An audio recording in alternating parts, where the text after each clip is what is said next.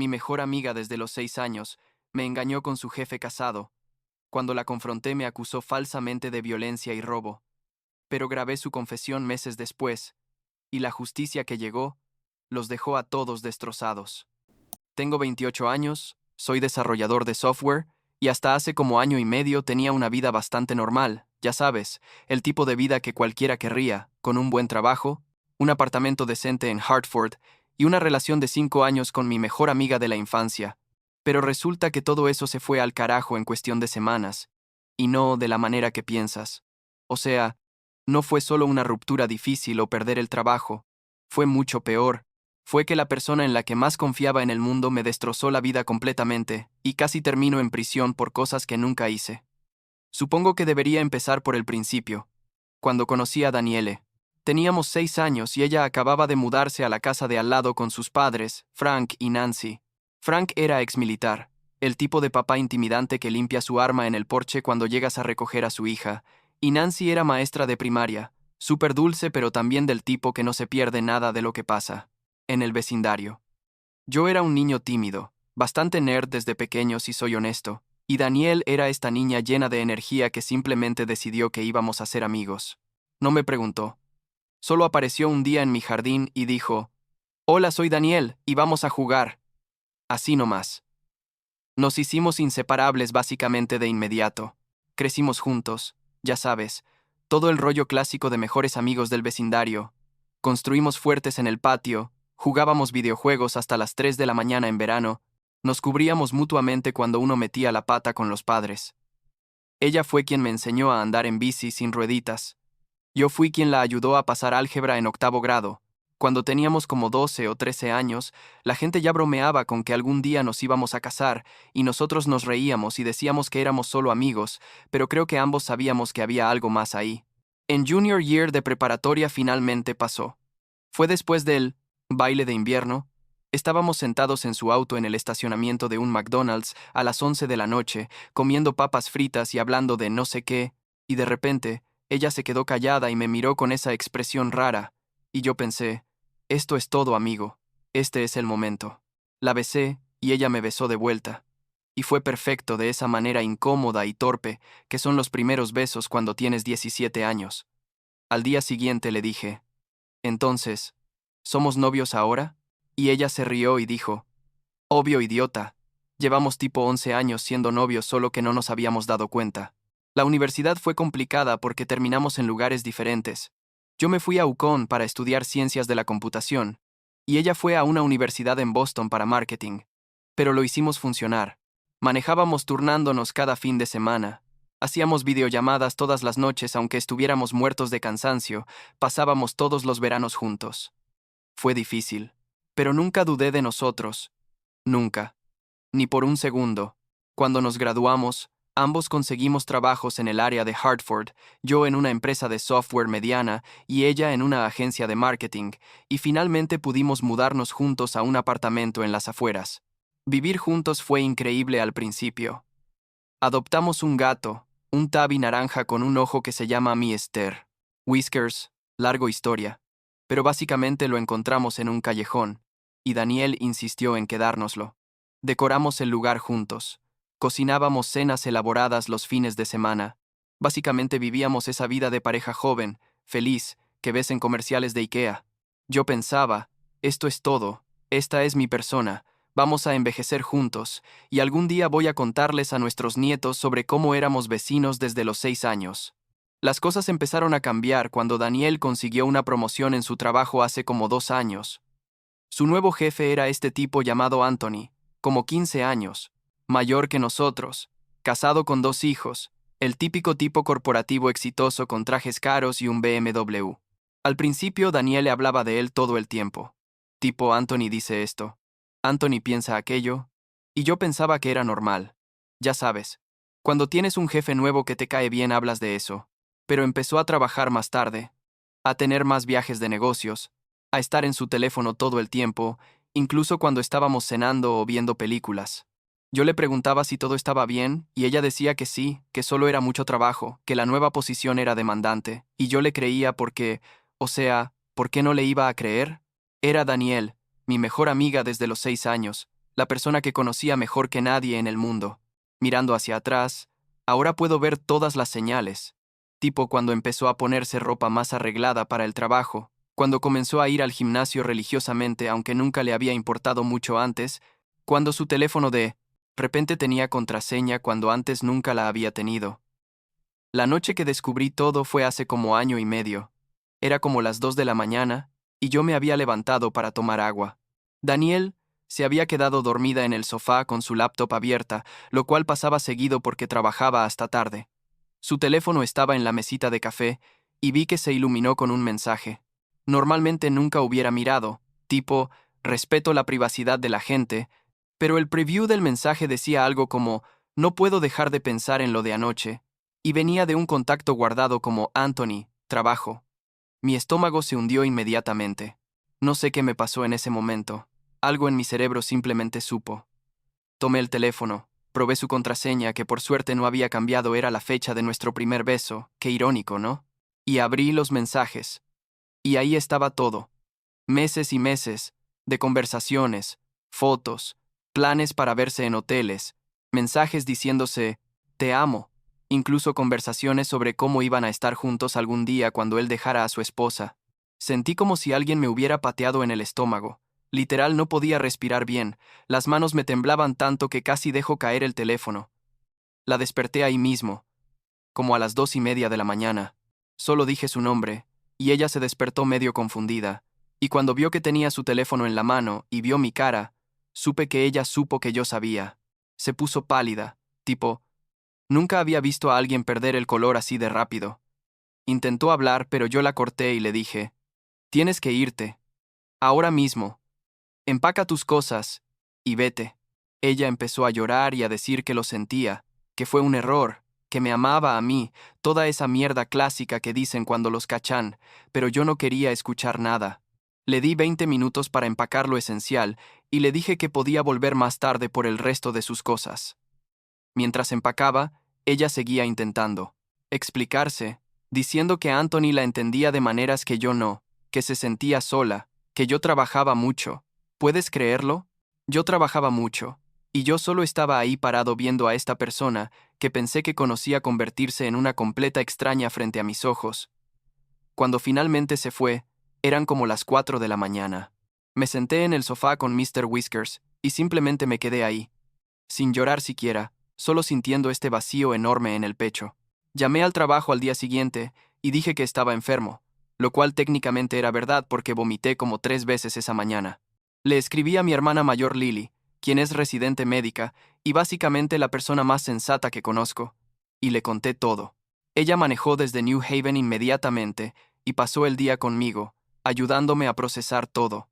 Me dijo que necesitaba hablar con los padres de Danielle porque ellos merecían saber, especialmente Frank y Nancy, quienes me habían tratado como a un hijo todos estos años. Pero no llegué a hacer esa llamada porque 3 días después, 3 putos días, la policía apareció en mi oficina. Llegaron a mitad del día, frente a todos mis compañeros de trabajo, y dijeron que estaba arrestado por violencia doméstica, abuso y robo. Yo no entendía nada, tipo, literalmente pensé que era una broma o un error, y les dije que debían estar buscando a otra persona. Me esposaron ahí mismo, me leyeron mis derechos, y me sacaron del edificio mientras todos me miraban. La humillación fue indescribible, en serio, fue como una pesadilla pero no podía despertarme. En la estación me enteré de lo que estaba pasando. Danielle había presentado una denuncia diciendo que yo la había estado abusando física y emocionalmente durante meses, que cuando la confronté sobre mensajes inocentes de trabajo, me puse violento y la golpeé, y que también había robado joyería de su mamá valorada en como $50,000. Todo era mentira, cada palabra. Pero ella tenía fotos de moretones en sus brazos y en su cara. Tenía mensajes de texto que supuestamente yo le había mandado amenazándola. Tenía una declaración de Anthony diciendo que ella le había confiado sobre el abuso semanas antes. Pasé 3 noches en la cárcel esperando la audiencia de fianza. 3 noches que fueron las más largas y terroríficas de mi vida. Nunca había estado en problemas con la ley, ni siquiera una multa de tránsito, y de repente estaba ahí con criminales reales, durmiendo en una celda fría, comiendo comida asquerosa, sintiéndome completamente impotente. Lily consiguió el dinero para la fianza, básicamente empeñó todo lo que tenía, y convenció a nuestros padres de ayudar, aunque ellos estaban confundidos y medio en shock con todo. Cuando salí, ya había perdido mi trabajo. La empresa dijo que era por ausencia no autorizada y por la publicidad negativa, porque resulta que la historia había salido en las noticias locales. Hombre local arrestado por abuso doméstico y robo. Con mi foto y todo, mi nombre estaba destruido. Amigos que conocía desde la universidad dejaron de responder mis mensajes. La gente en el supermercado me miraba raro. Tuve que mudarme de regreso con mis padres porque no podía pagar el apartamento yo solo. Y Mr. Whiskers tuvo que quedarse con Lily porque mis padres son alérgicos. La relación con mis padres se puso súper tensa. Ellos decían que me creían, pero yo podía ver la duda en sus ojos, especialmente en mi papá. Habían conocido a Danielle toda su vida, la querían como a una hija, y creo que parte de ellos no podía creer que ella inventaría algo así. Las cenas eran incómodas y silenciosas. Mi mamá lloraba cuando pensaba que no la veía. Mi papá se la pasaba en su taller evitándome. Fue horrible. Sentirme como un extraño en mi propia casa, como si hasta mi familia dudara de mí.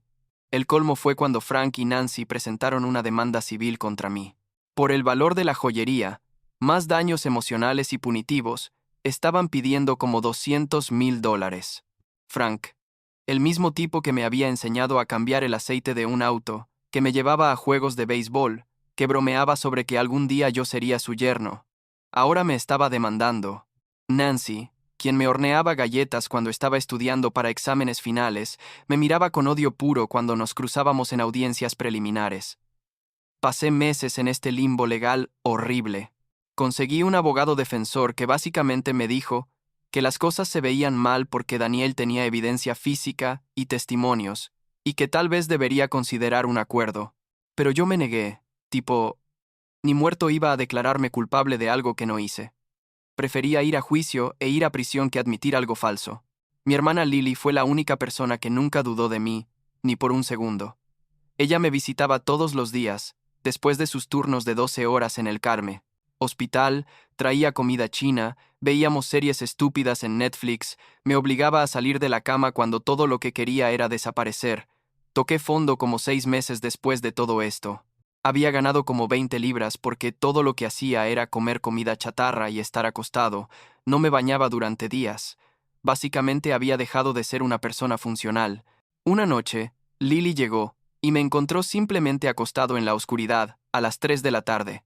Y me sacudió, y me gritó, «No te voy a dejar hacer esto, no vas a dejar que ella gane así». Y tenía razón, ya sabes, estaba dejando que Danielle me destruyera incluso más de lo que ya lo había hecho. Lily y yo hicimos lo que ella llamó Operación Fénix. Es super nerd, pero así es ella. Conseguí trabajo freelance haciendo desarrollo web desde casa, no pagaba mucho pero era algo. Empecé terapia 2 veces por semana. La pagaba Lily al principio hasta que yo pude. Comencé a ir al gimnasio, a comer, mejor, a reconstruir mi vida pedazo por pedazo. Hice algunos amigos nuevos en un grupo de apoyo para personas falsamente acusadas, lo cual me ayudó a darme cuenta de que no estaba solo en esto. Después de como 9 meses, conseguí un trabajo real otra vez, en una startup pequeña, donde el CEO era alguien que había pasado por algo similar y entendía. No pagaba tanto como mi trabajo anterior, pero era un comienzo. Me mudé a un apartamento pequeño. Recuperé a Mr. Whiskers de casa de Lily. Empecé a sentirme como un humano otra vez.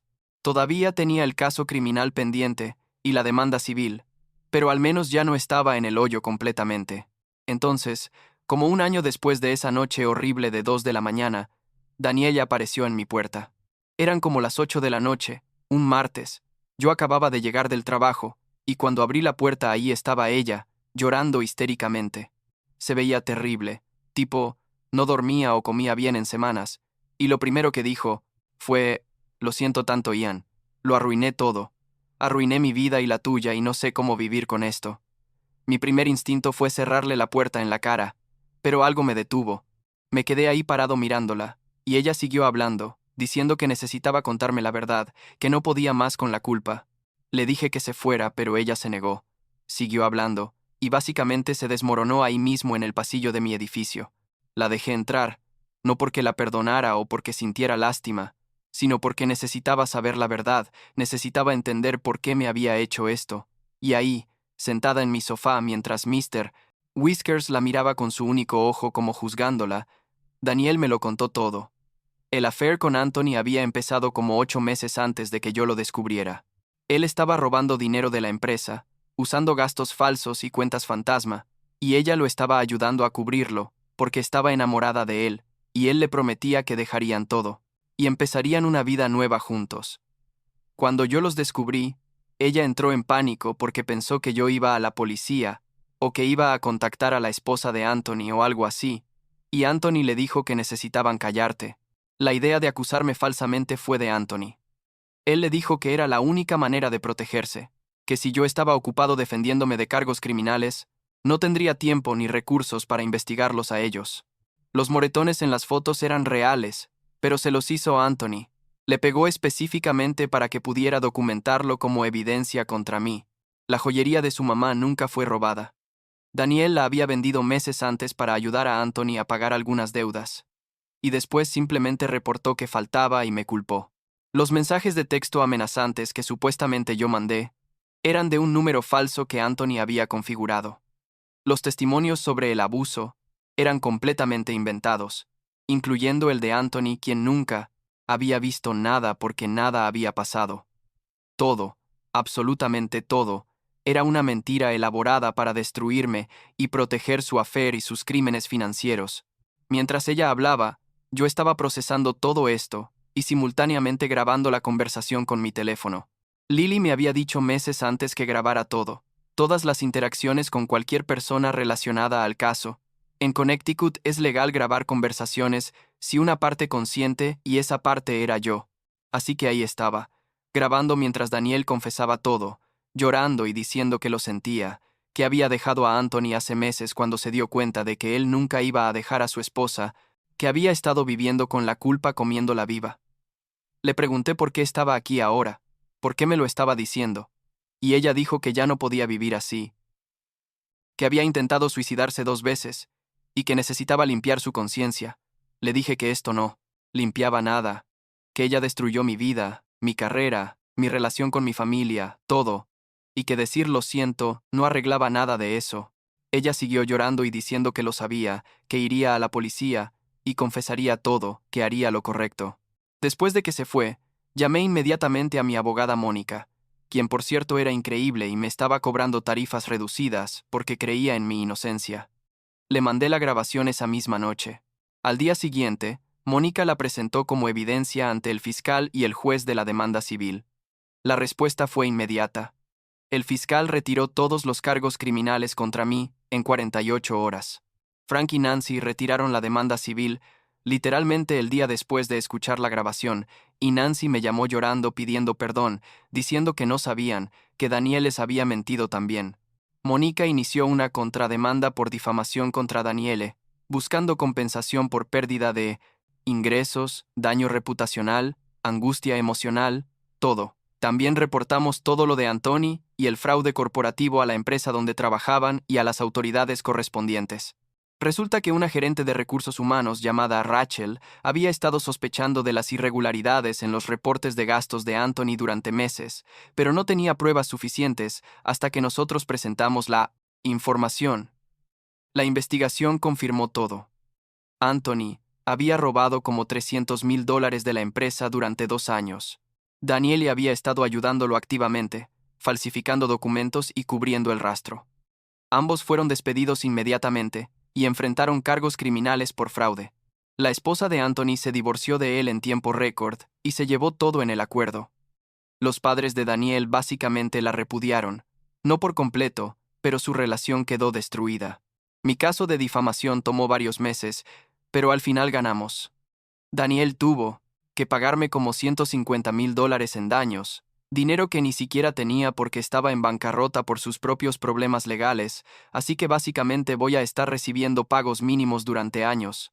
Pero no era realmente sobre el dinero, era sobre el principio, sobre limpiar mi nombre oficialmente. El periódico local, que había publicado la historia original sobre mi arresto, publicó una actualización grande cuando salió todo a la luz. Mi antiguo empleador incluso me contactó ofreciéndome mi trabajo de vuelta con un aumento, pero los mandé al carajo porque, en serio, No quería trabajar para gente que me abandonó así, sin preguntarme mi lado de la historia. Mi relación con mis padres mejoró muchísimo una vez que todo se aclaró. Mi papá incluso lloró y me pidió perdón por haber dudado, lo cual fue súper raro porque él no es del tipo emotivo. Hace como 3 semanas recibí un mensaje de Frank, el papá de Daniel.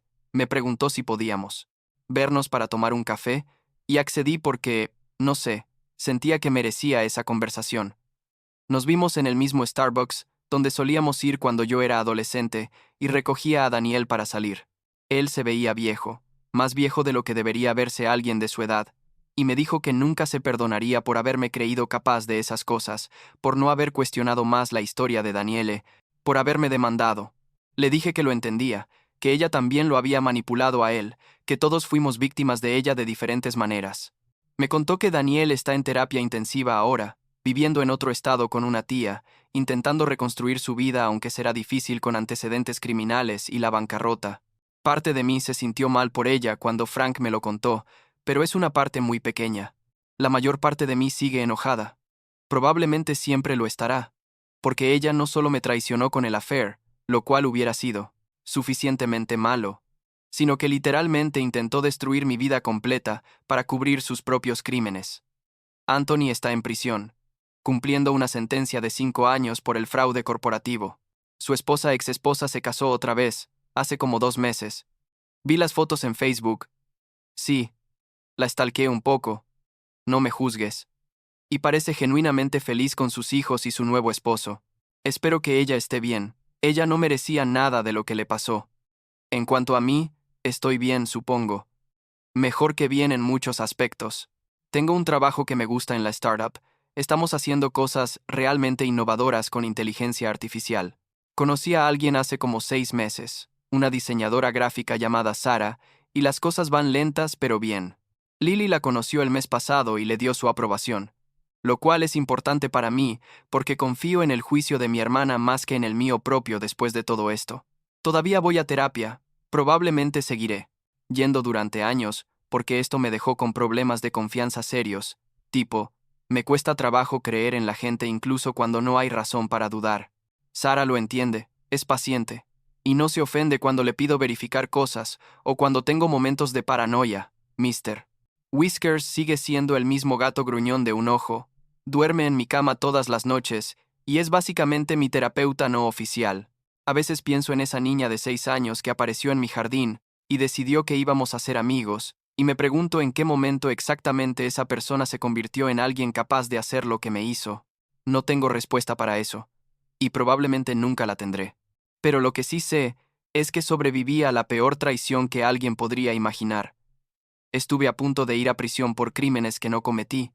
Perdí prácticamente todo, y aún así estoy aquí, reconstruyendo, avanzando. La semana pasada mi sobrina, la hija de Lily, me preguntó si alguna vez volvería a ser amigo de Daniele. Tiene 5 años, y no entiende realmente lo que pasó. Solo sabe que ya no veo a la tía Daniel que conoció cuando era bebé. Le dije que no, que a veces las personas que queremos nos lastiman de maneras que no se pueden reparar, y que está bien alejarse de ellas, incluso si las conociste toda tu vida. Ella me dio un abrazo y dijo que ella nunca me lastimaría así. Y yo le creí porque tiene 5 años y es pura e inocente. Pero también le dije que está bien confiar en la gente, pero siempre mantener los ojos abiertos. Tal vez sea una lección demasiado cínica para una niña de 5 años, no sé, pero es la verdad que aprendí del modo más difícil.